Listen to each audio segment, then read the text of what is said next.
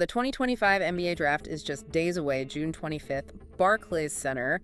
And look, this isn't just another draft. It feels like this one is about to seriously shake up the league. Oh, absolutely. Yeah. It really does feel different this year. You've got these potentially generational talents coming in, plus massive trades already happening. It's Yeah. setting the stage for some major shifts. Teams could really change their whole future direction here. Exactly. And the big questions are already flying, right? Like, Yeah. is Cooper Flagg the guy for Dallas? Can Dylan Harper really push the Spurs into contention with Wemby? And that Kevin Durant trade to Houston, how does that completely blow up the draft board? Yeah, that KD trade is huge. So our mission today really is to give you this sort of cinematic breakdown. We're digging into the top picks, the huge trades, and yeah, some pretty shocking predictions based on everything we've analyzed. Yeah. We want to pull out the absolute key insights so you're not just following along, but you're actually ahead of the game on what matters for this draft. Let's dive in. Sounds good. Where do we start? Okay, got to start with the name everyone's talking about. Cooper Flagg. Duke freshman. I mean, people aren't just saying he's good. They're calling him a generational talent, a real two-way monster. And you see why when you look at the measurables. He's what, 6'9", but with a crazy 7-foot wingspan. That's just ideal length for the modern NBA. Right. And the stats back it up. At Duke, he put up like 19 points, 7.5 boards, over 4 assists a game. That's serious all-around impact for a freshman. And the shooting. That's what really stands out to me, 45.1% from three. That's incredible efficiency for a guy his size and age. He wasn't just scoring. He led Duke to a 35-4 record Final Four. He was the engine. Totally. And you hear the scout comparisons floating around, Kevin Garnett, a young Jason Tatum. That tells you the kind of versatile impact they see, defense, scoring, everything. It's not just hype. He genuinely affects the game on both ends. So the landing spot, all signs point to Dallas. Right. They somehow jumped up to number one with just, 1.8% odds? Wild. And the idea of him next to Anthony Davis, Derek Lively, that defensive potential is insane. Yeah, the fit seems almost perfect defensively. He gives them another playmaker, too. But here's the twist, and this is where it gets interesting for you, the listener. Right, the trade rumors. Exactly. Reports are saying the Mavs might actually think about trading that number one pick. Maybe for a proven star, like Giannis Antetokounmpo. Wow. Okay, so from a team-building angle, Yeah. how do you even weigh that? A potential decade-long star like Flagg versus getting Giannis right now, that's a massive decision. It really is the ultimate GM dilemma, isn't it? Flag means you're building for the long haul, cost-controlled talent grows with your core. Giannis, that's pushing all your chips in now. You're instantly a title favorite, probably. So it depends on their timeline, basically, with AD and Lively. Pretty much. Do they think they're one piece away now? Then maybe Giannis makes sense even with the cost. Or do they want to build something more sustainable around a younger core led by Flagg? Keeping Flagg also gives you flexibility later. He becomes a huge asset. Trading for Giannis sets your timeline and likely costs you a ton of future picks. High stakes. So what do you think about that possibility, listener? Would you gamble on Flagg's potential or go for the immediate impact with Giannis? Let us know. Yeah, fascinating choice. Okay, moving on from Flagg. Let's talk about Dylan Harper, the guard out of Rutgers, 6'6". This guy's getting a ton of buzz, too. Yeah, he's often described as just a walking bucket. Averaged almost 20 points a game, 19.4 plus 4 assists. But the key thing you hear about him is that elite rim pressure. Explain that a bit. What does elite rim pressure really mean in practice?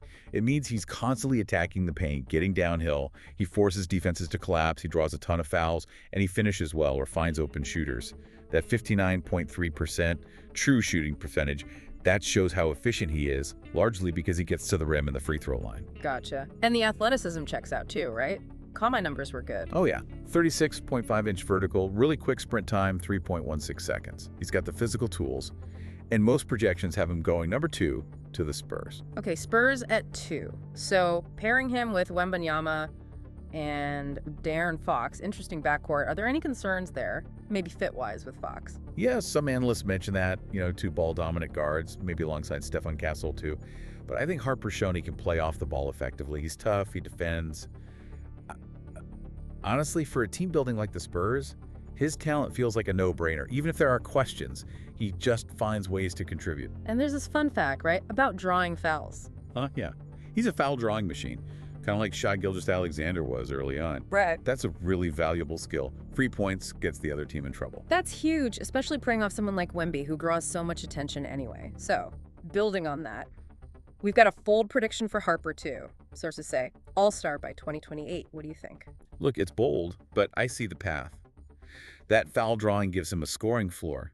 If he keeps improving the jumper, the decision-making, playing next to Wemby, could absolutely accelerate his development. Those driving lanes will be wide open. Makes sense. So, listener, what's your take? Do you buy the all-star hype for Harper by 2028, or do you see some hurdles? How do you feel about his fit, especially with the Spurs? Yeah, curious to hear opinions on that. All right, next up, Ace Bailey, another Rutgers guy, a wing. And this is where the opinions really start to split, it seems. Scouts are kind of divided. They are. Physically, he looks the part. 6 foot 7.5, almost a 7'1" wingspan, and he can definitely score. They say he's a shot-making machine. That 47% on mid-range jumpers is pretty impressive. And he had that massive game, right? 39 points against Indiana. That shows the ceiling. Exactly. That's why you hear the Kevin Durant comparisons sometimes, just in terms of that pure scoring ability. But, and it's a big but, he's raw. Okay, raw how? What are the main criticisms? Turnovers are a big one. Decision-making with the ball needs work. And the three-point shot, while he can hit it, it's inconsistent, maybe some mechanical issues there. So it's that classic risk-reward prospect. Right. The upside is huge, but there's development needed. If he slips, though, say down to number 6 where the Wizards are picking, could be a massive steal if they develop him right. Totally. He could be a franchise cornerstone if it clicks. But our sources have an even bolder take on Bailey's draft position. Oh, yeah. What's the prediction? They think he doesn't slip at all. They predict he jumps into the top 3, specifically number 3 to the 76ers. Wow. Philly at 3. Pairing him with Tyrese Maxey. That's a lot of scoring potential. But given the rawness, why would a team like Philly, trying to win now with Embiid, take that gamble so high? Well, it would mean they are all in on that offensive ceiling. They'd be betting that his scoring talent is just too special to pass up, even if it's unrefined. And they'd have to be really confident in their coaching staff to smooth out those rough edges, the turnovers to shot selection. So, pure upside bet. Essentially, yeah. Trusting they can unlock that superstar potential. It's a big swing. So, listener, what's your gut feeling on Ace Bailey? Is he too risky? Or is he a future superstar you take a chance on? Interesting question. Okay, hang on. We need to pump the brakes on prospects for a second because we have to talk about the trade. The Kevin Durant trade. KD to the Houston Rockets. This completely changes the draft landscape, doesn't it? Oh, absolutely. Seismic is the right word. The Suns get Jalen Green, Dillon Brooks, and crucially for this discussion, the number 10 pick in this draft. And the reactions were immediate, right? All over X, formerly Twitter. Yeah, totally polarized. You had Rockets fans saying, KD to Houston, we're contenders now. And then others saying, Suns got a steal getting that pick.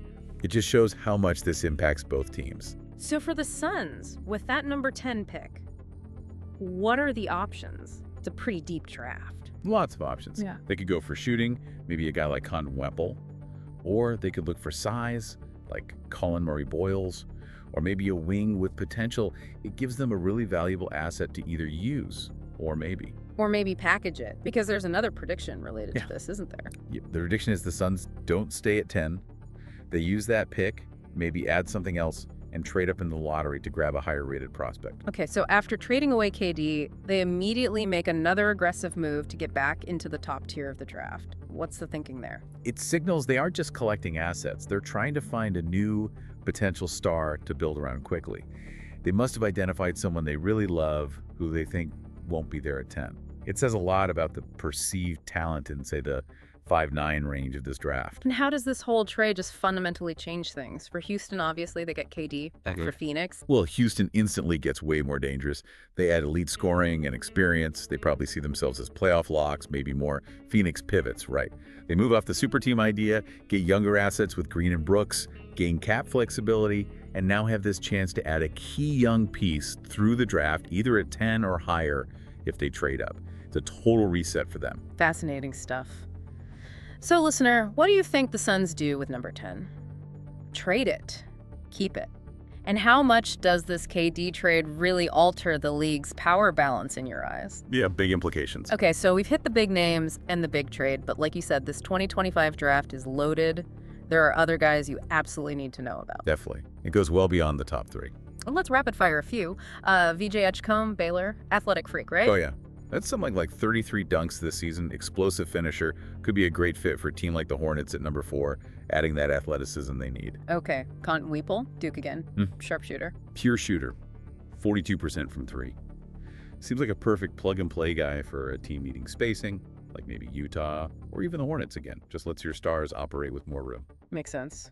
And another Duke guy, the big man. Come on, Malawach. Huge. 7'1", but the wingspan is ridiculous, 7'7". Potential defensive anchor. Raw offensively, but that size and rim protection.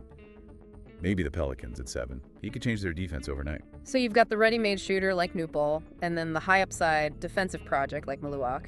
How do teams weigh that in the middle of the lottery? Immediate need versus long-term potential? It really depends on where that team sees itself. You know, if you think you're close, maybe Nwapol's shooting helps more right away.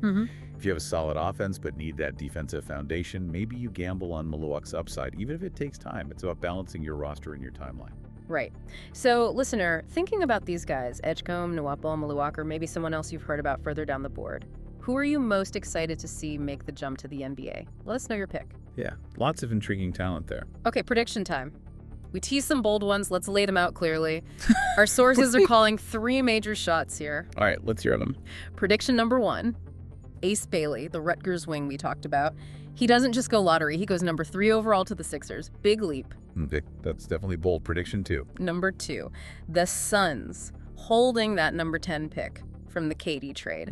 They trade up. They package it to snag a lottery talent. Potentially someone like Noah Isangwe, the French forward. Aggressive move. Wow, okay.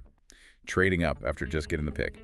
And number 3. Prediction number 3, Cooper Flagg wins Rookie of the Year. Seems like the sources are really high on his immediate impact potential. Okay, Flagg for ROI. That one feels maybe less shocking, but still a strong call given the talent in this class. Exactly. And the fans are already buzzing about all this stuff online. Saw one tweet saying Flagg's going to be an all-star by year 2.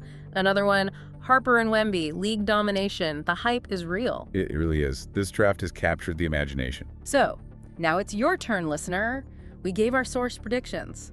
What is your wildest, craziest, most out there prediction for the 2025 NBA draft? Drop it in the comments. Let's see who nails it come draft night. Yeah, let's hear the hot takes. All right, that just about wraps up this deep dive. Man, the 2025 NBA draft. It's setting up to be absolutely wild. We've covered the potential game changers like Flagg, Harper, Bailey. And that massive Durant trade, which just throws another huge variable into the mix. It's not just about the rookies, it's about how teams are shifting their whole strategies. Totally. And that actually brings up a bigger picture question, doesn't it? As we see all this talent coming in and these huge trades happening, what does it really signal for the future of team building in the NBA? That's a great point. Are we seeing a shift? Maybe away from stacking established superstars, or maybe doubling down on finding versatile players like Flagg early. How does this draft and trades like the KD one change how GMs think about constructing a championship roster over the next 5-10 years? Yeah, what are the ripple effects going to be on player development, salary caps, everything? It feels like we're right on the edge of potentially a new era, or at least a significant evolution. It's definitely a fascinating time to follow the league. Keep your eyes peeled on June 25th. It's going to be a big one.